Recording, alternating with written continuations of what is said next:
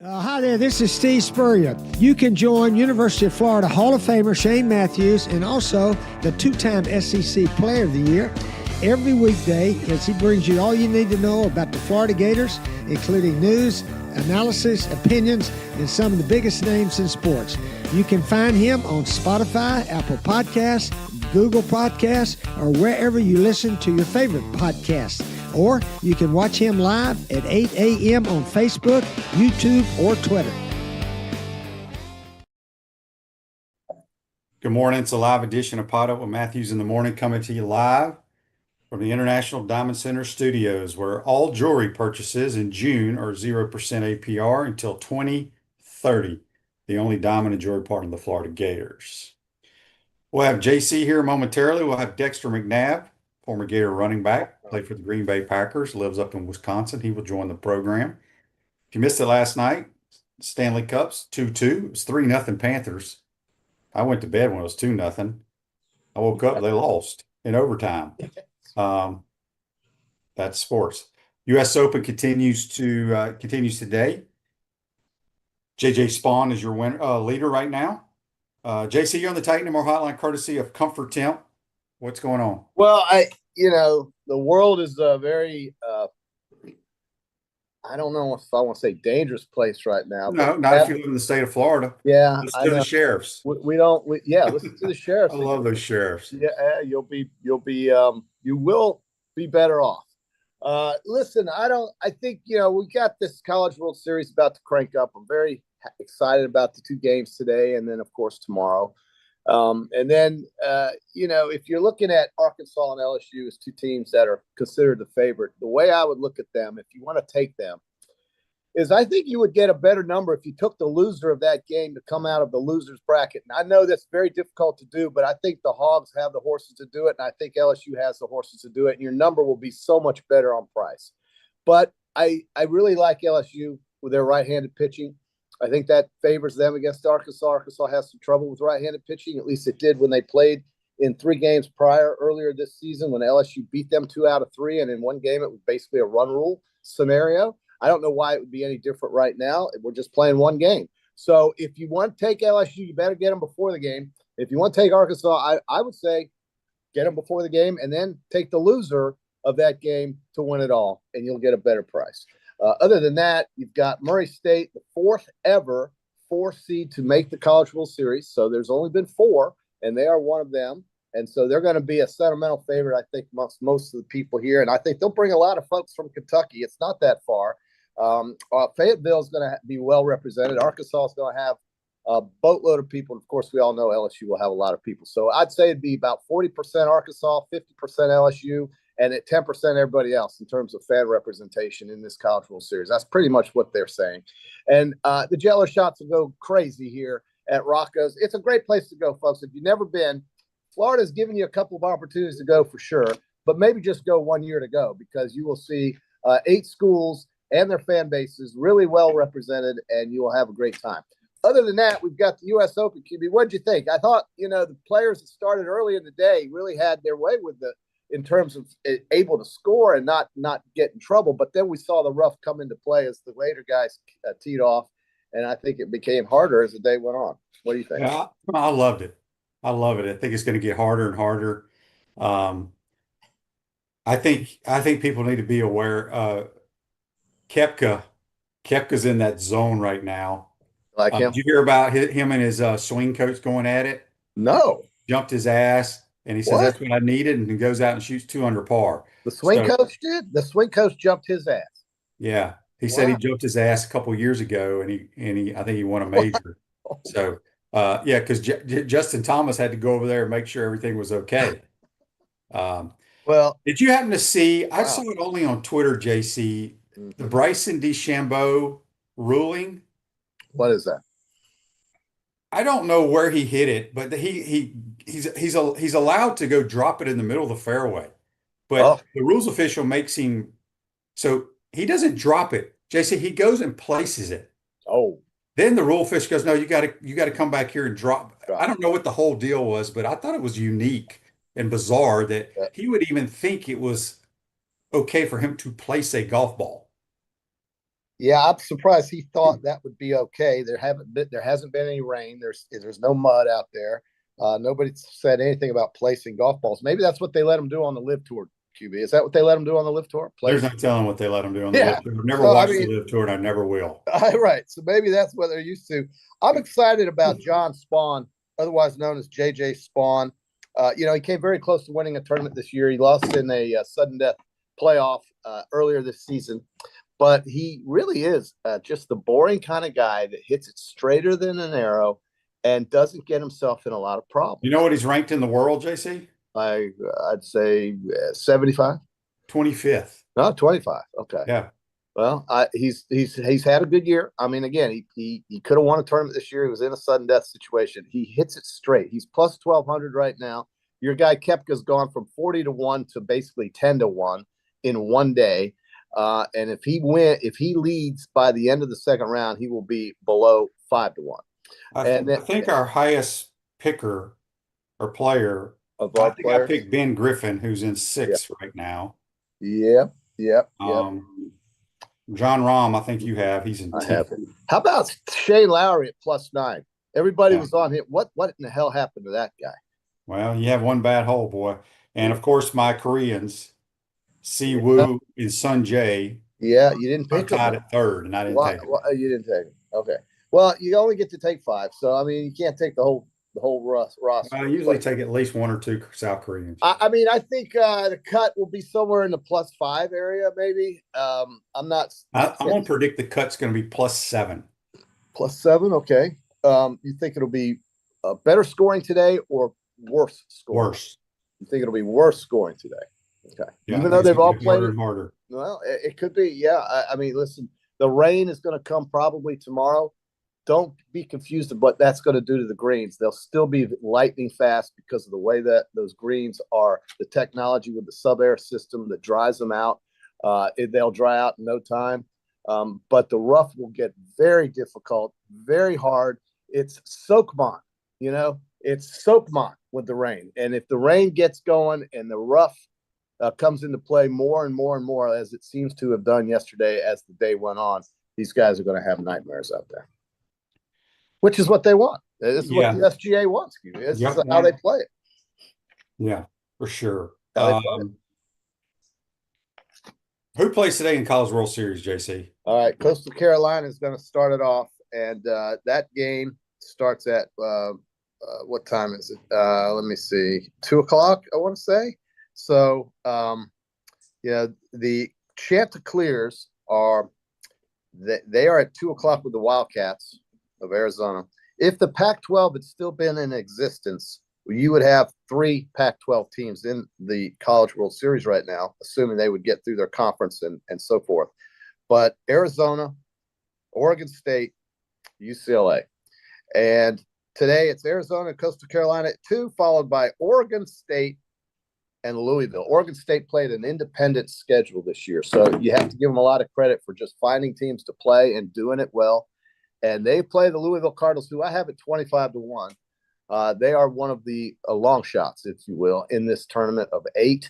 And then tomorrow we get Murray State and UCLA at 2. I've got UCLA 20-1. And then you've got that LSU Arkansas game at 7:00. Think about that. Tomorrow night, Saturday night in Omaha, LSU and Arkansas. That stadium's going to be like a football stadium. The tailgating in the parking lot will not resemble baseball. It will be a football atmosphere in Omaha, which is what I think a lot of folks who are going there for the first time. And remember, all of these teams did not make it last year. So for some of these teams, this is a new experience. And for others, it's been a long time. And Arkansas and LSU are going to bring us a football atmosphere tomorrow night, SEC type of atmosphere all day long on Saturday. Just think about being in Omaha on a Saturday afternoon, knowing that your team is going to be playing an SEC opponent at 7:00 at night, and the amount of fun you could potentially get into and trouble you could get into prior to that game. That's going to be great. Electronics World Integration and Design Specialist for smart home automation and entertainment, affordable local installation service and support. Check them out, electronicsworld.net. Text on the Titan MR text line from James. He says, what do you think you guys would shoot at Oakmont? 129. Playing those tees. I don't know if I could break 115, quite honestly. Nah. Not with that rough, QB. I'm telling you. Yeah, triple bogey would come in so often. Might make a par two on one of the shorter par threes. Doubt it. That's probably even harder than the par fours or fives. I don't think any of us.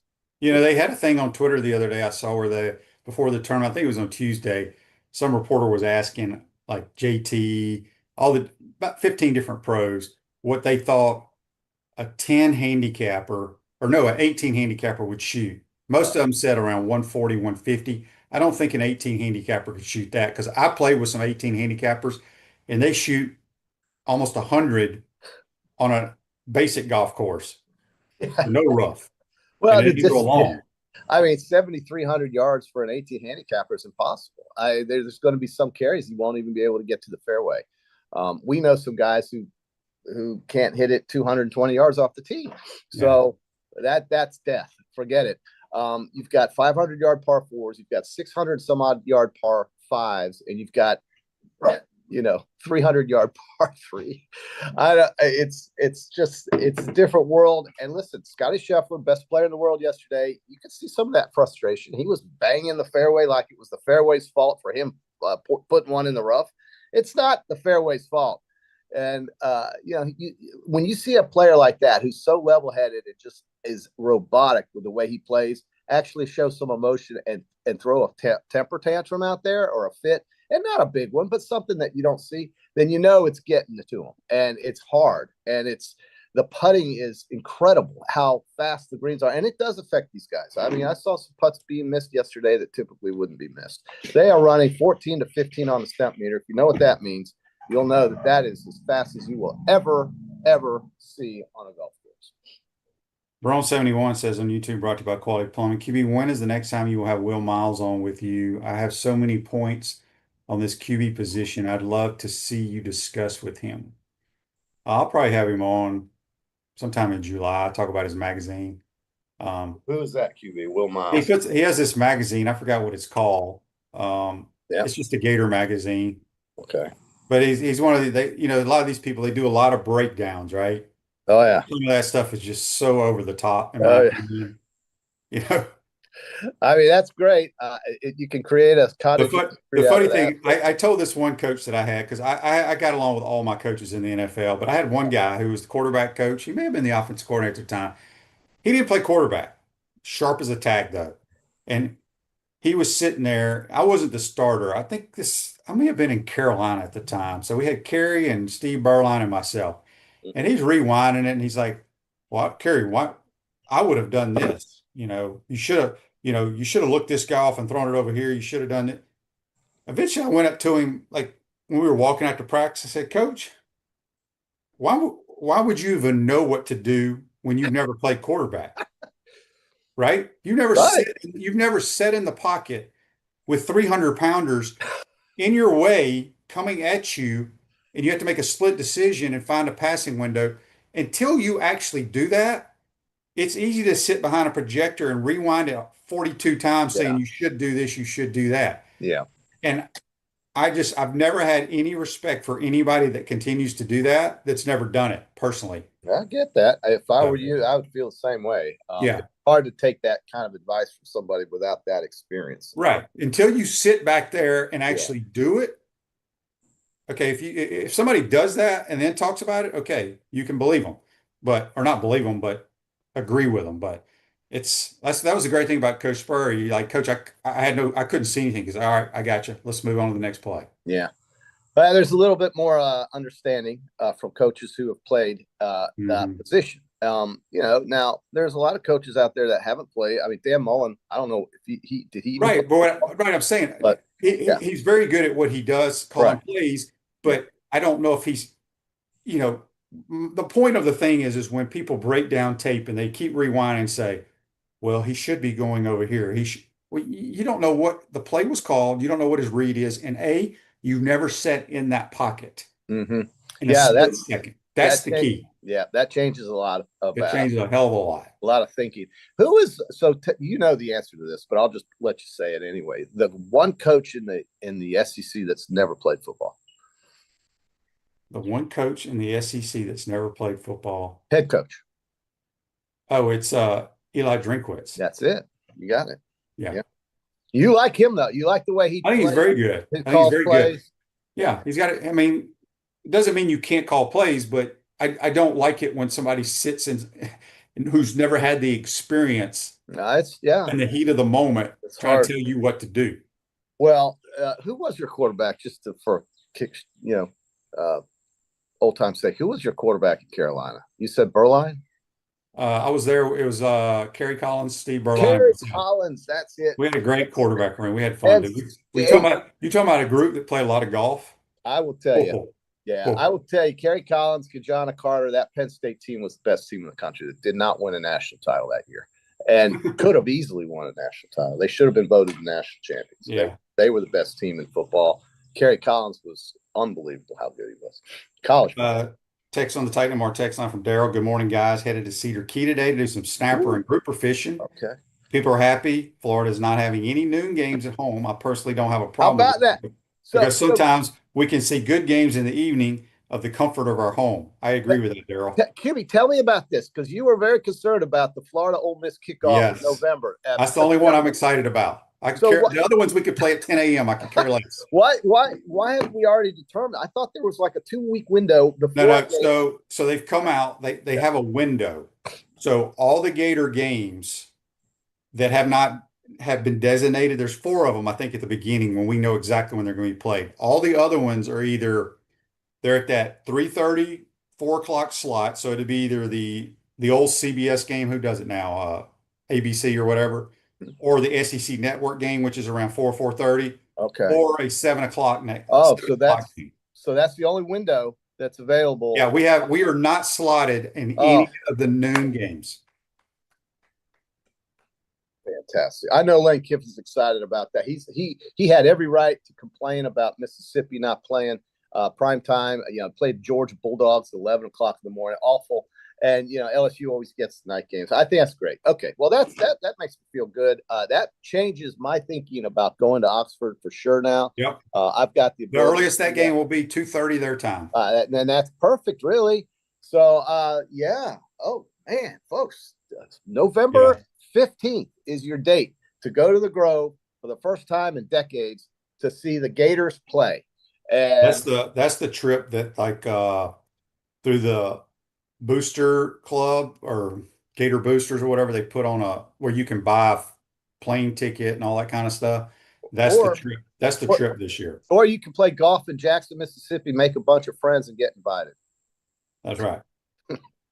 You can do that, and I highly recommend that because they are very inviting people up there in the SIP. Yeah, it's going to be fun. It'll be great.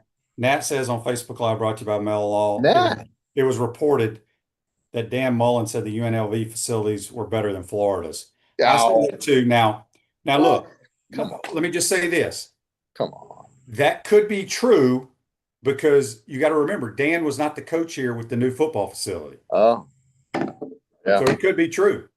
Okay. Well, when he was here, but I don't think today that would be the case. No, it's not today, but you got to remember when Dan was the head coach, there was no standalone football. Yeah, no, they didn't have it, which is unfathomable. But Scott Strickland got it together and got the ball rolling on this, and it was much needed. And it gets players to come here. And, you've had Blake Alderman, and you've had all these other guys talk about recruiting, and there's no question that matters. So we know this, and hopefully it'll go well from here on out. Andrew on Facebook Live, brought to you by Mello, says, what's wrong with the noon? Night games get old, especially when we play bad teams. I get that. I mean, folks like that, but I have no problem with noon games. I had a problem because I really thought the Ole Miss game was going to be at noon, which is 11 a.m. their time. Yeah. We never go there. And that is one of the greatest college atmospheres in all of sports. Mm-hmm. And our fan base never, like I said, never gets to go there. I haven't been there since I was a freaking kid for a game. Yeah. I want to be able to go to the Grove and do it all and have a good time before I have to go to the box.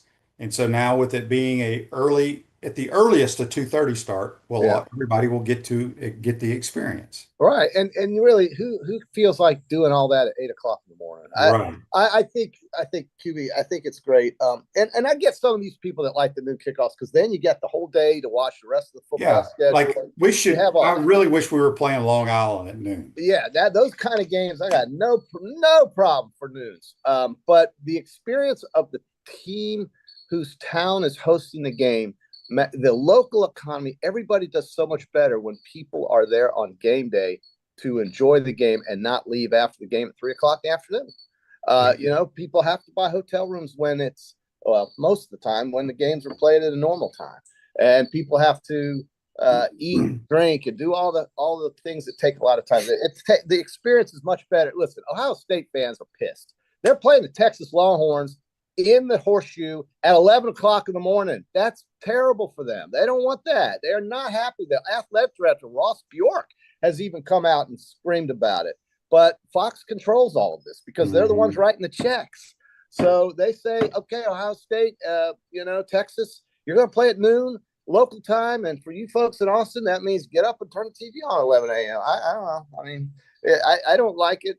Central time zone is my favorite time zone out there, but not for an 11 o'clock kickoff. It's not my favorite thing to see. Frank from Chicago on the Titan text line. He's up early listening. He says, I often hear that offensive line is one of the hardest positions to learn as a freshman. Please give an explanation as to why. As a fan, it seems like it would be one of the easier positions to learn. Look, I think it depends on your football IQ, right? I think from an offensive line standpoint, being a freshman, I think the physicality is more of an issue than learning what to do. Well, you said the hardest position to learn. I think because if you're a big, strong dude in high school, you're usually going against smaller guys, right? If you're a 5-star or whatever, you just manhandle them. Your technique may not be great. You walk into the SEC, it's a grown man league, right? So that's the toughest part. As I think as the easiest position to learn to play would be wide receiver.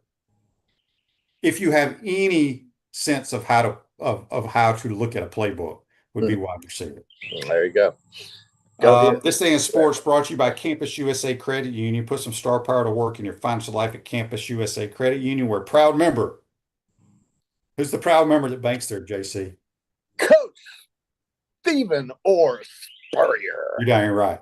80 years old and 80 years young and just killing. I saw him driving around in a golf cart out here the other day. He's looking for a hole to play. Yeah. QB. You tell him. Coach, got to go back there and wait your turn. Yeah. 1953. He doesn't want to do that. In 1953, the U.S. Open at Oakmont Country Club. Yeah. Ben Hogan, when they had a bunch of trees. I don't know why. I'll get to that in a second. Ben Hogan wins. Record-tying 4th U.S. Open title, 6 strokes ahead of runner-up Sam Snead. That's This Day in Sports brought to you by Campus USA Credit Union. You know, I think Gil Hans, however you pronounce his name, is the one that redid Oakmont a few years ago. Yeah. I would be curious what made them say, we're going to cut down every tree out here. Make it a links. Yeah. You know? Good question. I don't know, man. I wish they. Because I saw a picture yesterday. They showed on Twitter, there were a bunch of pictures of what Oakmont used to look like on this tee box, what it looks like today. Yeah. It's unbelievable. QB, do you prefer trees or links courses? What do you like?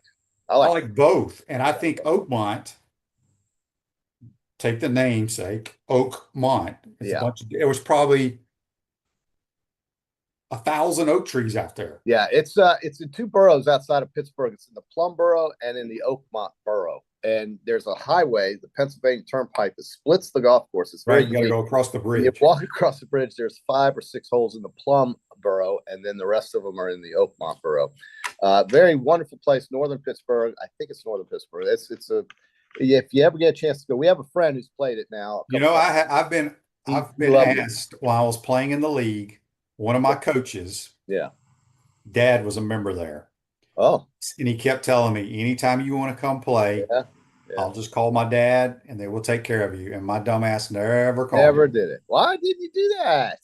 Well, JC, I was, first of all, when the season's over, I'm thinking about getting back to Florida. Yeah, you want to get home. Yeah. Yeah. Hey, so QB, we're gonna pick these two today, and then what? And then All right, some Peachland Dental picks. That's it. Gator Nation's #1 choice for dentistry in Port Charlotte Yeah. and surrounding areas. Check them out at peachlanddental.com. What are you picking today? I like Coastal Carolina laying a 1.5. Typically, I don't like run lines in the College World Series. The games are closer. The pitching is better. I think Arizona is a fantastic story. You can get them at almost 2-1. I want to take Coastal Carolina laying a 1.5 with their great pitching staff, and I like the. I think the Oregon State Beavers laying the 1.5 as well. Who are they playing? They're playing Louisville, and I've got Louisville in the overall, but I don't know if they have the horses, but maybe they do. Oregon State can hit the ball. And then tomorrow, you've got Oregon State may have the worst baseball uniforms ever created. They're kind of boring, and they look like something out of middle school. There's no doubt about it. It's pretty cheap looking, but they are a former winner of this tournament, and they've done it more than once, so they're pretty good. Baseball program over there in Corvallis, about all they have. Murray State tomorrow is getting 2-1 against UCLA. I love the story there. I just don't know if I can take them. Maybe look at the total there, and then I think it's LSU tomorrow night against Arkansas. I'll be rooting for Arkansas, but LSU -115 is the play. They're right. LSU's the favorite, huh? Yeah, they're pitching. No. Arkansas is -125, and LSU's -115 on Hard Rock. But I'm going to take the lower of the two numbers. I just think the right-handed pitching gives Arkansas problems. I think LSU's got the best right-handed pitcher maybe in the country, and they're going to use them tomorrow night. So I hope Arkansas wins, but I'm going to take the loser to win it all with a much improved number from what we're getting right now. And that means they have to win in the loser's bracket. Then they have to win against the loser of the winner's bracket and then beat someone else like twice. You got to win 4 times. It's going to be almost impossible, but Arkansas has the pitching to do it if they don't win this first game. No, Brandon says on Facebook Live, brought to you by Mel Law, Duke versus Florida at Cameron. It's going to be a tough ticket. Gators have a tremendous basketball schedule. I've never seen it this good. And people should not care if we lose some of those games because it's not going to hurt you. Yeah, no, not at all. The RPI is going to be perfect for this team. The lineup, it's a lot to look forward to, man. You've got an improved situation in football, I think, with the attitude and the thinking there. And then basketball is the defending national champions playing that schedule. Florida coming to Duke's a big deal now. And it used to probably be something that would be overseen. But now you got the natty champs rolling in, man. And yeah, Walter Clayton won't be there, but some other guys will be.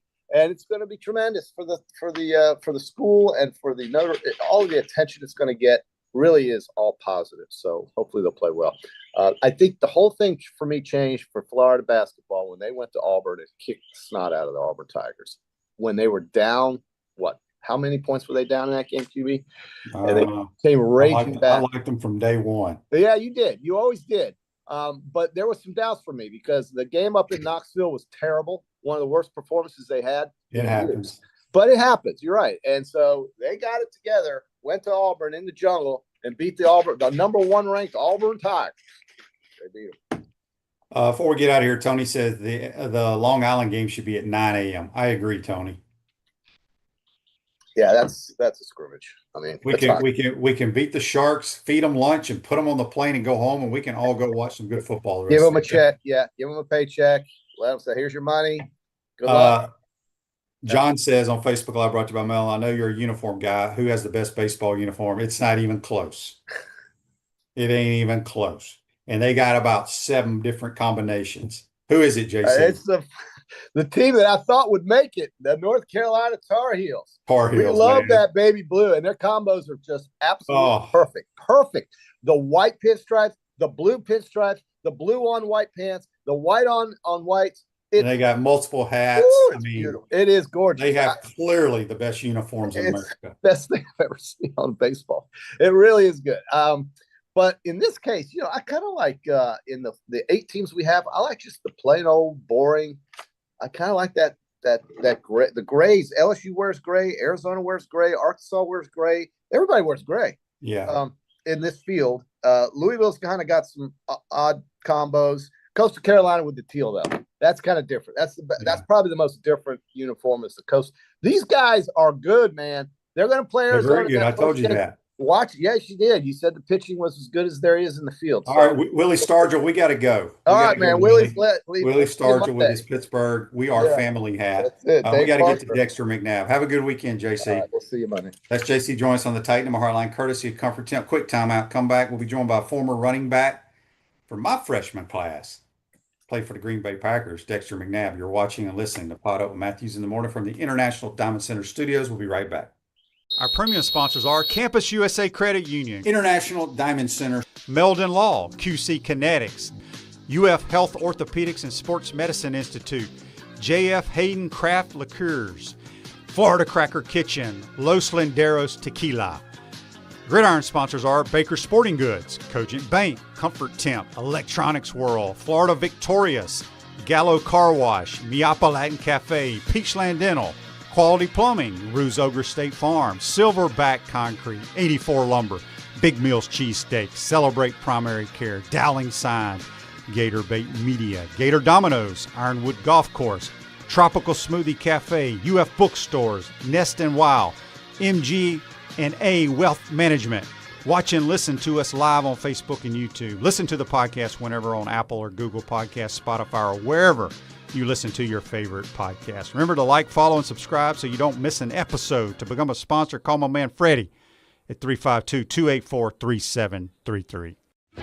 The most important thing I learned from my father was work ethic and integrity. Never veer away from integrity, even if it costs you money. International Diamond Center owner Keith LeClaire. The core value for IDC is to protect the customer. That means offering the largest selection, uncompromising quality, the strongest warranties, and honest guidance from experts who are not paid on commission. International Diamond Center at Celebration Point. Online, shopidc.com. What's up, everyone? I'm Mike Pouncey, and this is my twin brother Marquise Pouncey, and this is Life After Football. Let's go.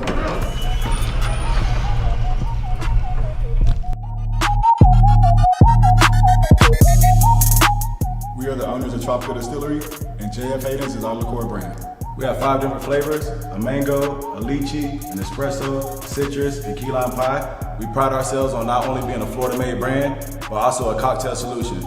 With that being said, cheers and go Gators.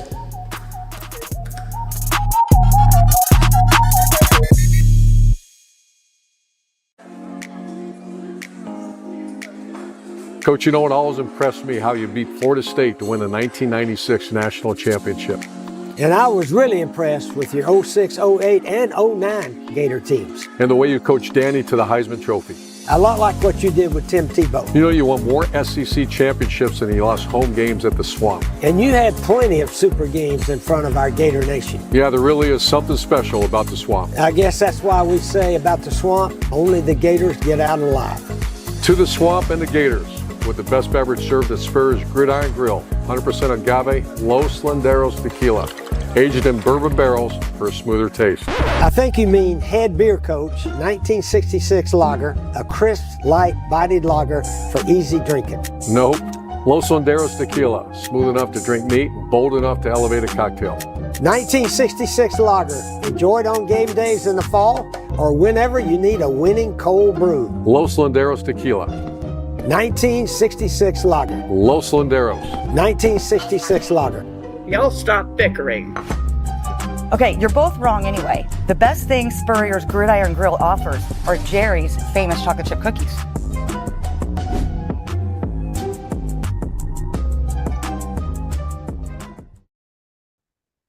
Welcome back to the International Diamond Center Studios, Miapa Latin Cafe. Discover the ultimate Cuban culinary experience at Miapa Latin Cafe. 5 locations in Gainesville and Alachua. You're never far from the best Cuban food north of Miami. Back to the Titan More Hotline, courtesy of Comfort Tent. We're going all the way up to Green Bay, Wisconsin. Former running back for the Gators and the Green Bay Packers. Now he's a principal, Dexter McNabb. Appreciate you joining the show, my man. How are you, bud? Hey, man, I'm good. They say we're just proud to be here with you in the space again, man. You know, seems like we were just running past 14 again, huh? That's right. You know, it's interesting. A lot of people, you know, we got people that watch this program all over the country, all over out of the country. It's crazy. Right. But this guy right here, we got a lot of young people too that watch it. They're not familiar with this. But this guy is an answer to a lot of trivia questions that Coach Spurrier has to answer at his restaurant. when he talks about who scored the first touchdown in the Steve Spurrier era. And it's Dexter McNabb with a little 19 sweep, and he 19. walks into the end zone. Right, right. Them were Yeah. good days, man. We had a lot of fun back then. Yeah. Changed the culture, boy. I tell you that. Yeah, no doubt about it. Well, Dexter and I came in the same freshman class. Right. Dexter, just talk a little bit about your career, obviously here at Florida, then you moved on to play for the Green Bay Packers, where you live now in Green Bay, and you're a principal there. Yeah. So yeah, my career took a change. On Florida boy, got drafted, up to Green Bay, Wisconsin. Not knowing what Green Bay, Wisconsin was. But the first thing my mom told me said, "You got to buy a coat." I looked at her like, "A coat for what?" And when I got up here and realized it, okay, I see why I need to buy a coat, right? So I was blessed to play some years up here, then also was blessed to go and try other places, finishing Philadelphia to a neck injury. And then I said, you know what? I need to find something to do. And my calling, I could have got into coaching football at the collegiate level or in the pros, as a program development guy. But I chose to go back and get my master's and get an education because that's where my heart was. And that's where my being is to change young men and young women into better people, be community leaders. Well, let me ask you this, being a principal now, I just remember back in the day when we were in school, Dexter, if you got called to the principal's office, you had that paddle, right? They had the paddle. There ain't no paddling anymore, right? Oh no, you can't, no, Shane. If we was paddling up here in the Midwest, you'd see about me on CNN or something like that. We don't do that because it's a couple I love to jack up because I'm old school that kind of way because that's what I believe in. But you're right. Back in our day, when you got called to the principal office, you said, "Oh Lord, here we go." But and it's still I still have that kind of effect on kids, but I go from a different perspective that I treat you, respect is earned, and this is an education institution that we're not going to disrupt that. You come in here, you get a good education, and you leave here. When your parents drop you off, he or she's going to get the same kid that she dropped off because I tell them right away, I don't like foolishness. So you can take that foolishness somewhere else. That's awesome. Andy's got a great question here on Facebook Live brought to you by Mel Law. It says, Dexter, how amazing was it that you had Andy Reid, Mike Holmgren, John Gruden, and Steve Mariucci as your coaches in your first season at Green Bay? I tell you what, you know what, Shane, and a lot of people don't know this, that what helped me transfer and be successful in the NFL my year is because that how Coach Spurrier had our practices at Florida.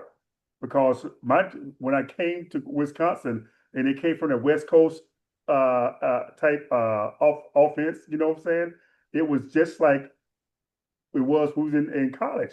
And I said, okay, this adjustment is not so bad because it was very little hitting, but it was always moving in high tempo. And Coach Holgram, he was a whiz. Gruden, he was he was up and down with his attitudes and moves. And Steve Mariucci, he was the guy behind the scenes that okay, just relax a little bit, he was a common voice sometimes, but great minds, as you can see, all those guys that went on to have great head coaching careers and Super Bowls. It just shows you how much of a balance and how much of a tradition was on that coaching staff. And guys, Ray Rose, it was just a good, smart staff. Yeah, that's a lot of good coaches, no question about it. You living in Green Bay now, you were telling me you also for a while, not only being a principal, but you were working for the NFL with instant replay. Tell us what that was all about. That was, it was a way to kind of keep former players closer to the game, right? And then I happened to get an opportunity to work with that for probably about 15 years. I did it, just stopped doing it 2 years ago because of the new role I am in the high school in education here. But it was really interesting seeing it, being close to the game, making your opinion, watching the instant replay with a red flag and how the instant replay people going to play with us in New York. It was really, really awesome, and I really enjoyed it. But it was just a time commitment, so it was a blessing, and I still love it, but it's just time. And you're involved with the Packer alumni group, which they do a lot of stuff in the community. And I tell people all this because like JC, who was on before, he loves to go to different sporting events, and I tell him before you die, you have got to go to a football game at Lambeau Field. There's nothing like it. I think it's the best stadium atmosphere in all the National Football League. And the one thing that I got to experience, Dexter, I don't know if you know this, but when I was with the Buffalo Bills, we did one of those joint practices. Okay.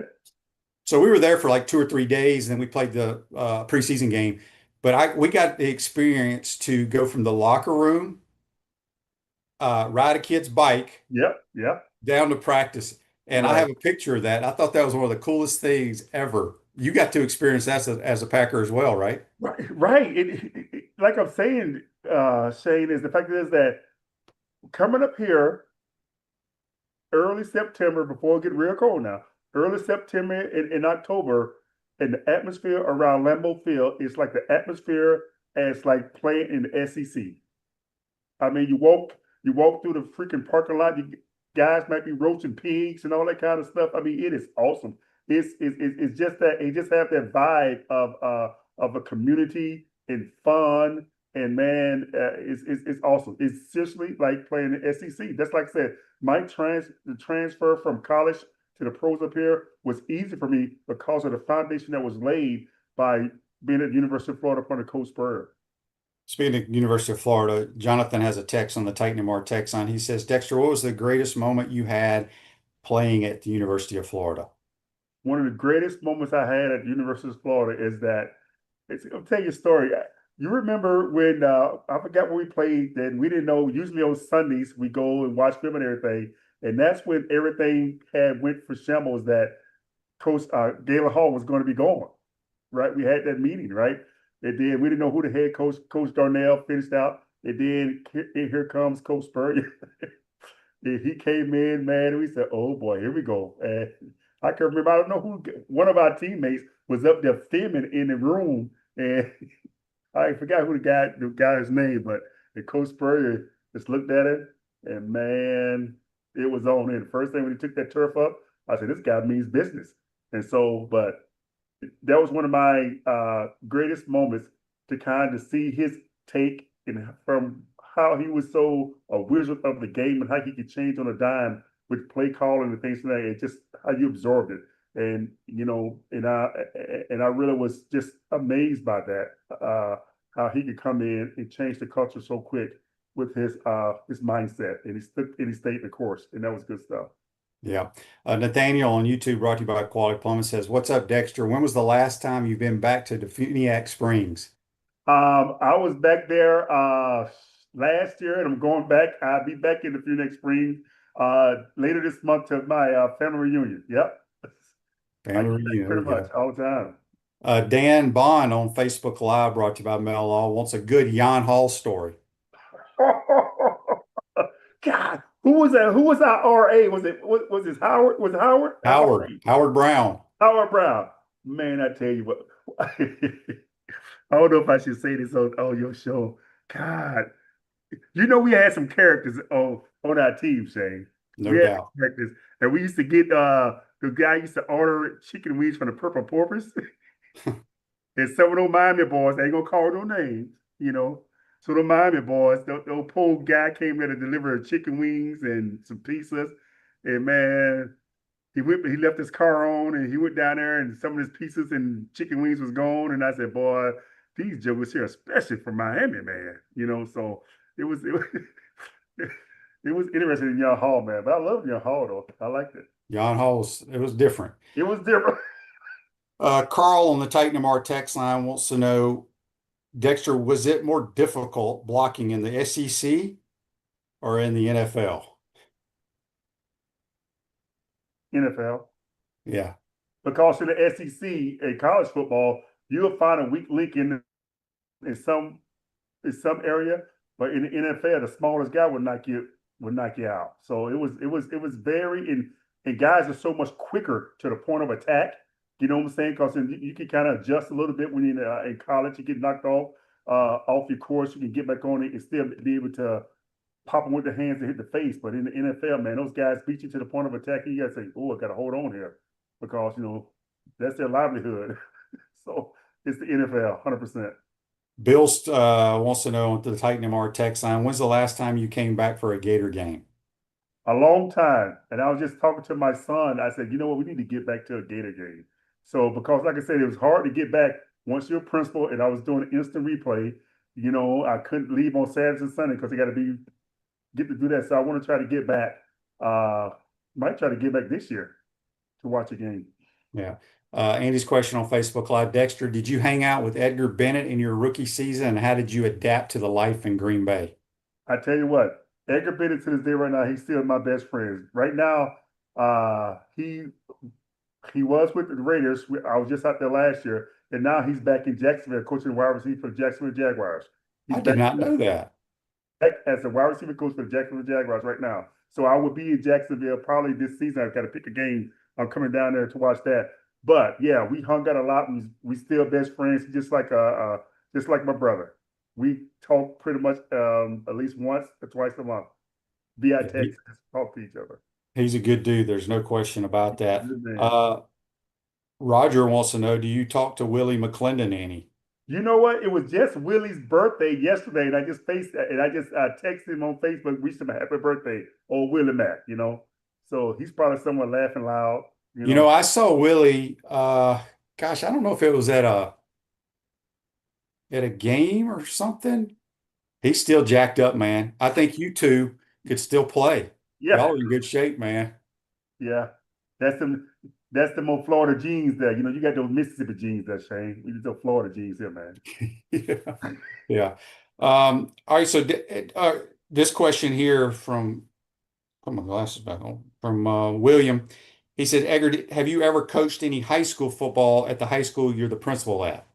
No, no, I haven't. But yesterday, I came in to office and they started a little summer weightlifting program, and I happened to be on the cameras in a weight room, and I guess I must have just sleep so good, so I went down there and I blasted them a little bit, because he told them you don't sit down in the weight room and they're not tough. So I had to get on to them a little bit because our record is not preceding their toughness walking through the halls, So I kind of got on that way a little bit, but I try to keep my distance from that a little bit because it's easy for me being an ex NFL player and playing 24 years of football from Pop Warner on up to go in and try to take control. I try to do that because I got to have a leveling mindset because I got all different kind of sports. And when somebody say, well, you're the ex-football player, so you focus on football more. So I got to be kind of careful with that. But God knows I love it, though.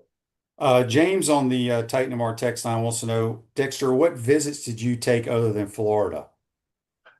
I went to Auburn. I went to Alabama. And that was it. Because I knew I was going to Florida and Florida State. I almost went to Florida State. So, but I knew I was going to Florida. The whole while. Florida Cracker is the brand for original Floridians, great food and southern hospitality in the center of the universe, Brooksville, Florida. FloridaCracker.com. A few more minutes with Dexter McNabb, former Gator running back, scored the first touchdown in the Steve Spurrier era. Got it going.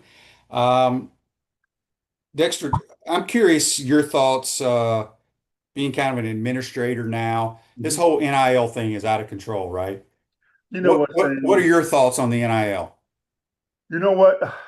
The problem I have with all of this is the fact is that let's look at it through this. I mean,